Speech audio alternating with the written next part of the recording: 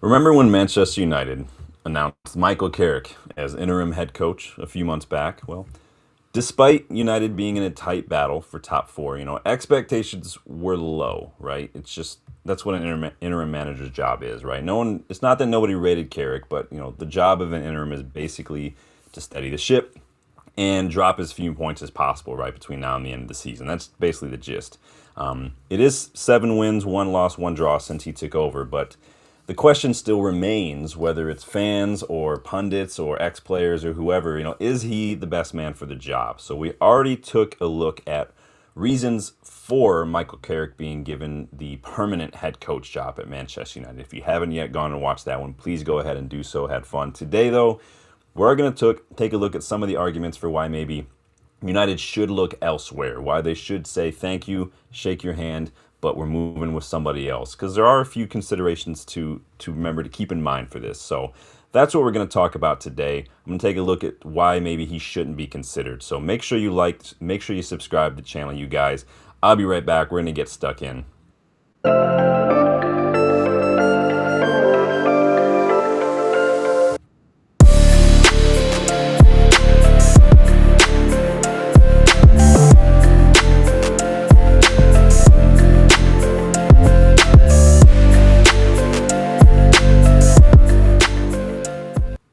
So there are a few reasons that I've seen for why people are maybe not feeling Michael Carrick entirely. And one of my reasons, I'm going to start with some of my reasons first, but one of my big reasons here is that we seem to struggle against low blocks. Like, we just do. Michael Carrick has seen a hard time against teams that like to sit deep.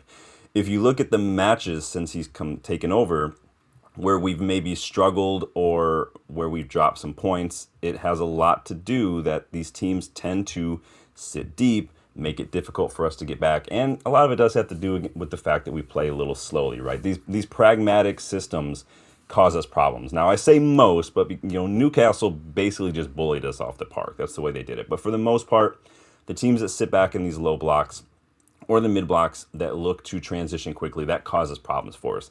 It's nothing new necessarily for us, right? We've struggled to break down stingy low blocks for years, but it is a problem that Michael Carrick and his coaching staff need to come up with a solution for. That's the job, right? That's the manager's job, finding solutions, solving problems. An obvious, easy place, in my opinion, to start is simply upping the tempo, a little bit more vertical play, especially in that first phase of attack. It's the first half against Aston Villa was everything that I think has been wrong with our build-up. It's just not enough quick vertical passes. There's not enough players looking to get those obvious passes in. Not enough intent, not enough hustle, not enough urgency. We were happy to sit around playing that horseshoe pattern, and we allowed Villa to just get back into their shape. And so partly that's the way those teams play, but we let them do it by how slowly we play. They get back into numbers, and we're just fullback to center back to center back to fullback and vice versa, man. Waiting for the perfect moment instead of just showing a bit of intent, a bit of courage to make it happen, a bit of daring, right? A bit of, I'm going to make something happen here.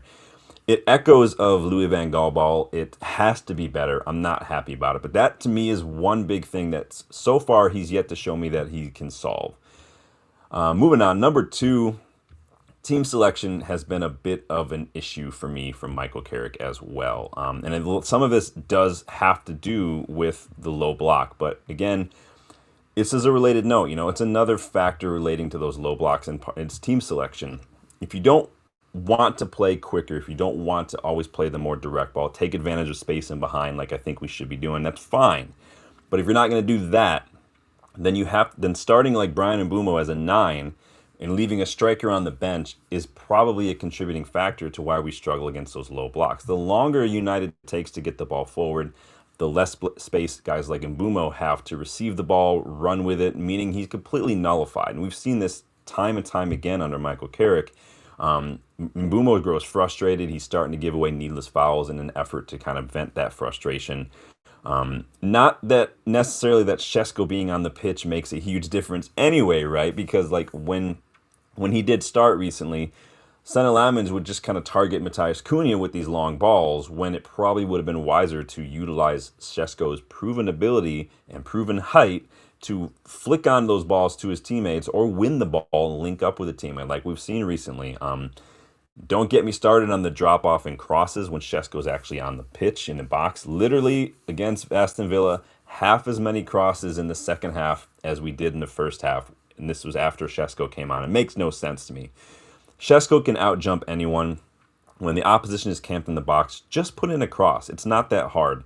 It just seems a bit backwards sometimes. So sometimes the team selection combined with the tactical approach just seems like it's way below the standard what I would expect, even for someone of Michael Carrick's level of experience. Let's move on. Is Carrick too nice?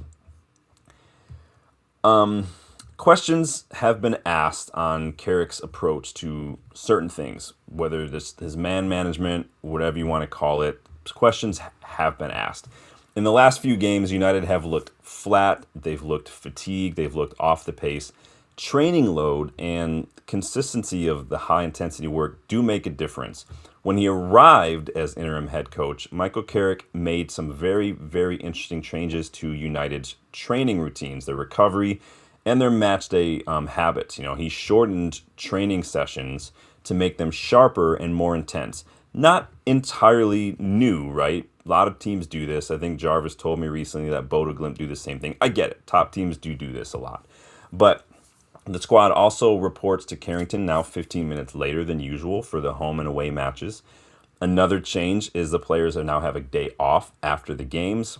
Under Amorim, this day was set aside as a recovery day at Carrington for warm-down sessions, for treatments. Now that has been pushed back 24 hours under Michael Carrick, which, as an interim coach, that's a big change to implement. I've gone on Ralph Ragnick for all the tactical changes he did when he was interim boss.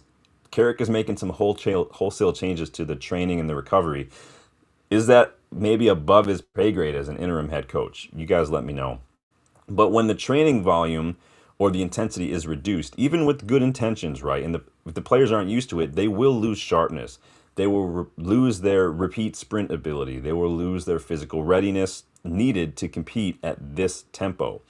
Under training doesn't keep players fresh necessarily. It does make them look exactly how United have looked recently, slow to react, heavy in transitions, mentally fatigued at times. What makes this even more interesting is the contrast with like the City and the Arsenal games early. United looked fit, they looked aggressive, they were very intense in those fixtures, and that wasn't accidental. This was still feeling the effects of Ruben Amorim, who was actually praised for his high-intensity approach to training sessions, his reliance on the strength and conditioning staff to make United one of the fittest teams in the league. That physical base doesn't just disappear overnight, which is why United still had that intensity in those early matches against Arsenal and City, like I said. But when you reduce the training stimulus, that decline will eventually show. From a sports psychology, from a strength and conditioning perspective, all the signs are there. Slower reactions, reduced pressing intensity, poor repeat sprint ability, decision-making fatigue, a team that looks tired despite actually doing less. Sometimes what we perceive as fatigue in matches is simply a drop-off in collective intensity behaviors, according to like sports psychologists or strength and conditioning coaches. Your pressing timing, your reaction speed, your recovery runs, all that is linking back to training stimulus. When the physical foundation, the base of your physicality is not strong, all the tactical stuff starts to break down quicker. The pressing slows down. The distances seem like they're increasing. The players look a little unorganized because they can't repeat the high intensity action that the game requires.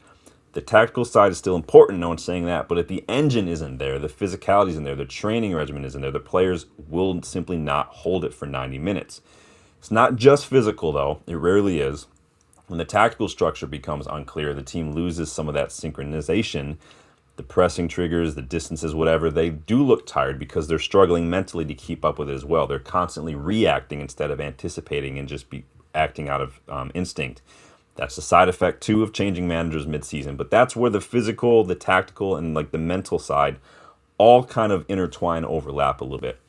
You can't undertrain and expect to just outrun teams that are training at full intensity every day. United don't look tired because they're doing too much. They look tired because they're not doing enough. I'm not saying this is 100% the reason for United to drop off, but the science and some other articles I've read recently on United specifically suggest that this plays a big role. The evidence, I'd argue, is there.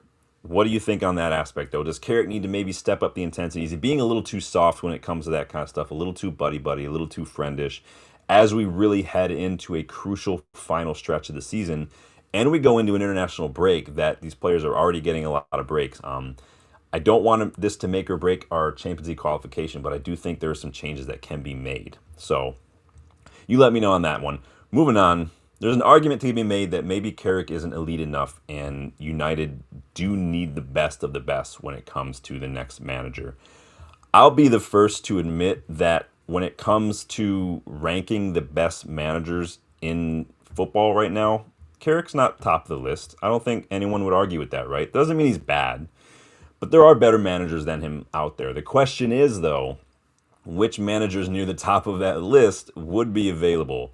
So, like, I'm not a fan of De Zerbi. I'm cooling a bit on Iriola. I've definitely cooled off on Glasner, for instance. They don't move the needle for me.